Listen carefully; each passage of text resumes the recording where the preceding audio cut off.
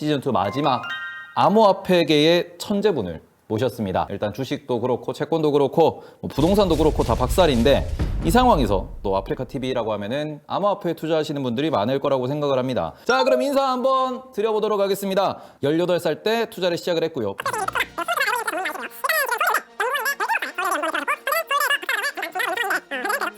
그냥 천재예요, 천재. 네. 투자 전문가 이민영님입니다.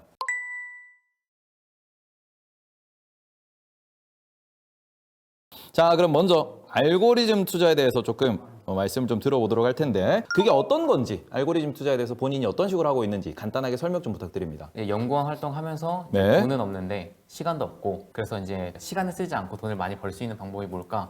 그래서 황금알을 낳는 거위를 찾다가 이제 시스템 트레이딩이라는 걸 알게 됐고, 네. 그럼 자동으로 계속 돌아가면서 돈을 벌 수 있지 않겠냐. 처음엔 그런 로망을 가지고 시작을 했던 게 알고리즘 트레이딩이고요.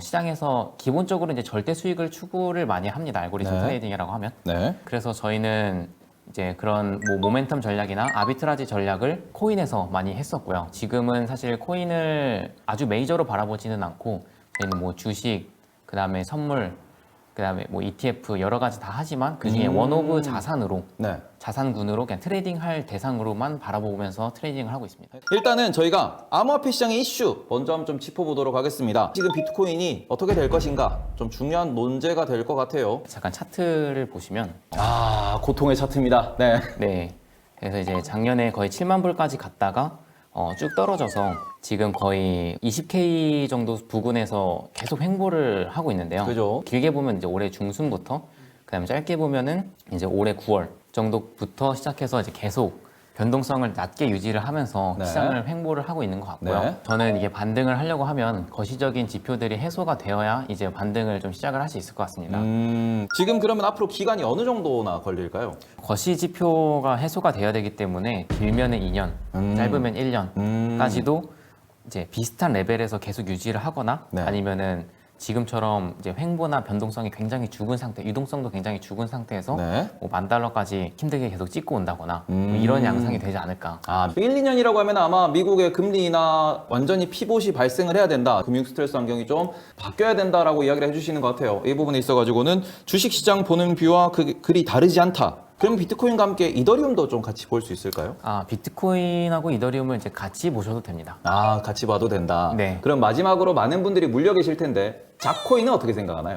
잡코인은 네. 저는 최대한 빠르게 처분을 네. 하시는 거를 추천을 드리고요. 처분을 해야 한다. 일반적인 알트코인은 좀 정리하는 게 좋을 것 같다. 근데 그 부분은 왜 그렇게 생각을 하세요? 기본적으로 거시 지표가 안 좋은 상황에서는 네. 블록체인 시장 아니면 이제 코인 시장 자체의 장기적인 상승을 바라본다. 네. 그 섹터가 괜찮을 것 같다라고 네. 판단을 했을 때는 거기에 메이저를 들고 있는 게 맞지. 알트코인은 사실 비트코인이 뭐 전고점까지를 회복한다고 해도 알트코인은 이제 그때는 없어질 수도 있잖아요. 그리고 저는 개인적으로 생각했을 때 이제 블록체인 코어 기술들 자체가 네. 상업성이 많이 없다라고 생각을 하는 입장이기 때문에 네네. 이제 알트코인의 그 수익성이 없을 거라고 생각하는 입장입니다. 도지는 어떨까요? 라는 질문이 직접적으로 나왔습니다. 네.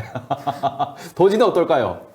앞으로 한 5년 뒤에 존재할지 모르겠습니다. 근데 이번에 트위터에 도지를 적용한다는 얘기가 나오는데 전자상거래 베이스를 네. 도지로 쓴다. 그러면은 가능성은 없을까요? 뭐 옛날에 테슬라도 비트코인으로 결제 가능하겠다, 뭐 이런 여러 가지 말들은 많았잖아요. 네네. 사실 그거에 이제 크게 지나지 않다라고 생각을 하고요.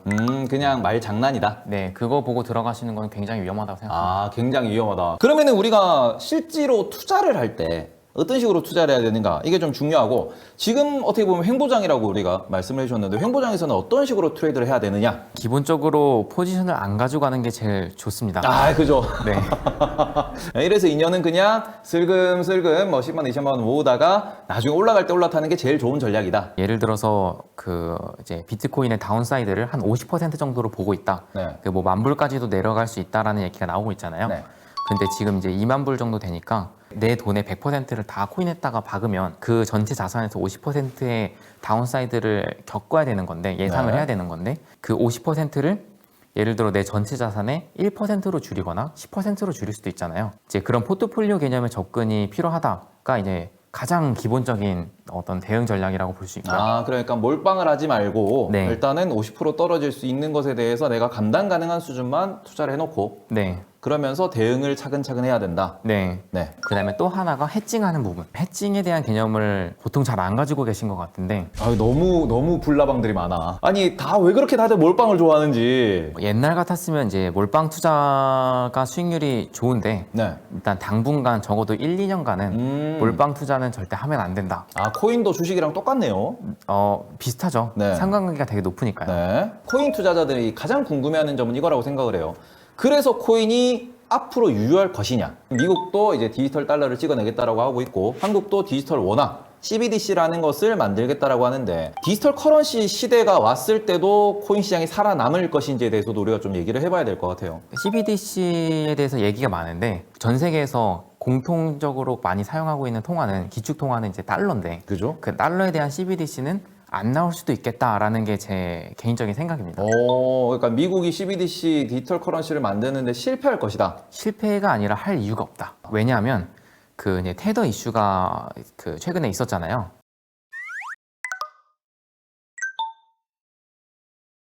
테더에 발행하는 것 자체를 미국에서 다 모니터를 할 수가 있고 네. 그다음에 여기에 담보물도 사실은 미국에 있는 달러와 미국 채권 그래서 실질적으로 CBDC를 발행하는 거랑 크게 다름이 없다.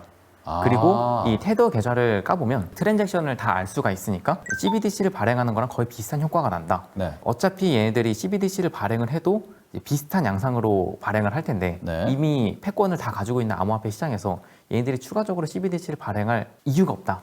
CBDC를 수요로 하는 곳은 오히려 가상화폐라는 이 시장이 있으면 네. 이 시장은 이미 패권을 미국이 다 가져가 있는 상태거든요. 이거를 뺏고 싶은 나라들이 오히려 CBDC를 발행을 하고 싶겠죠. 그래서 이 CBDC가 가상화폐에 직접적으로 영향을 주는 일은 별로 없을 거다라는 게 제 생각입니다. 그럼 알트코인이 뭐 프로젝트 단위로 많이 돌아가고 있습니다. 그럼 이분들은 어떻게 좀 우리가 바라볼 수 있을지. 이제 알트코인은 회사 주식에 조금 더 가깝다고 저는 생각을 하거든요. 통화라기보다는 알트코인 자체가 거기에 연결된 네. 뭐 회사나 프로젝트가 그죠. 좀 명확하게 있고요. 네. 그다음에 그 회사의 수익성이 결국에는 이 알트코인의 어떤 가격과 연결이 되기 때문에 네. 이제 거의 주식의 성격을 가지고 있는 알트코인들이 많다. 물론 네. 알트코인도 이제 종류나 특성이 여러 가지가 있어서 네. 다 그렇다고 얘기는 할 수 없는데 네. 기본적으로 프로젝트와 링크되어 있는 알트코인들은 주식의 성향을 많이 띈다. 네. 라고 볼 수가 있을 것 같고요. 비트코인이나 이더리움이 살아남으려면 네. 그 시장 자체만 활황이 되면 되거든요. 자산 근데 시장이 좀 돌아오면? 알트코인이 잘 되려면 한 가지 조건이 더 필요합니다. 당연히 그 코인 시장 자체가 살아나야 되는 거랑 유동성이 공급이 돼야 되는 건 당연히 마찬가지고요. 그 크립토 프로젝트들이 블록체인 안에서 일어나는 것들이기 때문에 그거 자체가 활성화가 되어야 되는 게 당연히 첫 번째 조건이고 네. 두 번째는 그 중에서도 이게 사업성이 있고 잘 되어서 수익성이 생기는 프로젝트여야 된다라는 두 가지 조건이 있기 때문에 네. 비트코인, 이더리움이 올라도 알트코인은 따라오르지 않을 가능성이 충분히 있고요. 그러니까 유동성으로만 올라가는 거는 작년, 재작년에 어떻게 보면은 약간의 환상 혹은 버블이었을 맞아요. 수 있고 앞으로는 진짜로 돈을 버는 친구들이 이제 좀 따라가더라도 갈 수 있을 것이다. 네. 일단 지금까지 얘기를 들어본 결과로는 추천은 뭐 비트코인, 이더리움이다라고 결론을 낼 수 있을 것 같은데 비트코인은 이 가상화폐 전체를 다 대변하는 네. 일종의 인덱스라고 봐도 거의 무방하고요. 오, 네. 그리고 이더리움은 그 블록체인 위에서 어떤 여러 프로젝트들이 나오잖아요. 네. 그 프로젝트를 다 총망라하는 그쵸. 어떤 플랫폼이기 플랫폼으로서. 때문에 네. 가상시장 전체의 파일은 이제 걔네들이 결정을 하니까요. 그죠? 그런 의미에서 잡주를 들고 있는 것보다는 네. 인덱스를 들고 있는 게 훨씬 안전하잖아요. 네. 네, 그런 의미라고 받아들이시면 좋을 것 같습니다. 자, 고모쇼 시즌2 제 4회를 진행을 한번 해봤습니다. 다음에도 좀 획기적으로 너무 주식만 보기보다는 부동산도 또 다루고 코인도 다루가면서 자산시장 전반을 이야기할 수 있는 그런 경제 컨텐츠로 찾아뵙도록 하겠습니다. 자, 끝까지 시청해주셔서 모두 감사하고요. 그러면은 저희는 여기서 인사드리도록 하겠습니다. 모두 감사합니다.